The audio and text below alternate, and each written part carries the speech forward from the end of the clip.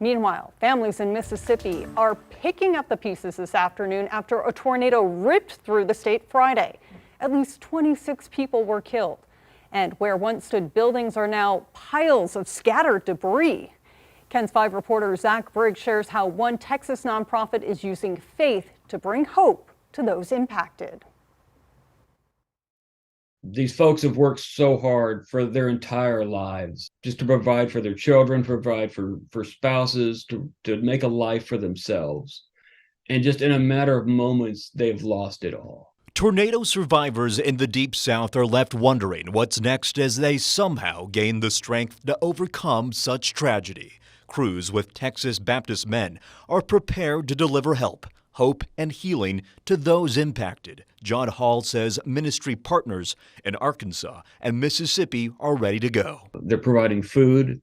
They've also brought in chainsaw teams. We're looking to bring in additional chainsaw teams, hopefully down the road. Texas Baptist Men serves as the third largest volunteer-based disaster relief network in the nation, going back to the late 60s. Hall has witnessed the destruction of Mother Nature and been there for people who've lost everything. I know what it's like standing next to someone who has, and just to see the tears and the trauma on their face. It's heartbreaking just to think about it. It will take weeks, months, and even years for these towns to fully rebuild. But through catastrophe comes resilience and unity. There's a strength to overcome. And for many of those of us of a faith background, that strength comes from God. And God helps us overcome even the most difficult days of our lives. Zach Briggs, KENS 5.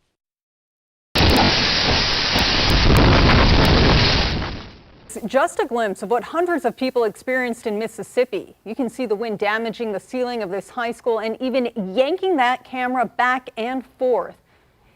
And this is the last image of the tornado. Storm chaser Zachary Hall shared this picture on Twitter. This was just moments before it moved into the town of Rolling Fork. In the caption, he wrote, quote, "This tornado had a roar like I've never heard." And now we want to go to Weather Chief Bill Taylor. The National Weather Service says this tornado was an EF4. That is one of the most violent. Oh, yeah. And this didn't happen in Tornado Alley. Yeah, this isn't even Tornado Alley. Mississippi does not see that many tornadoes. Tornado Alley starts here in North Texas. Well, not here in North Texas, in Texas. And it extends north into South Dakota. In fact, Texas averages like 150 plus tornadoes a year.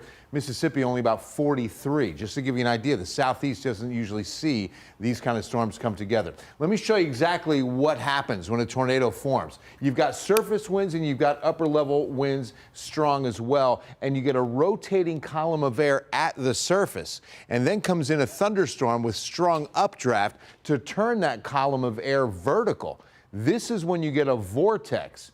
And this is when we can see rotation on radar. This is when we pick up a hook echo, when we see water being swirled around in the wall cloud itself.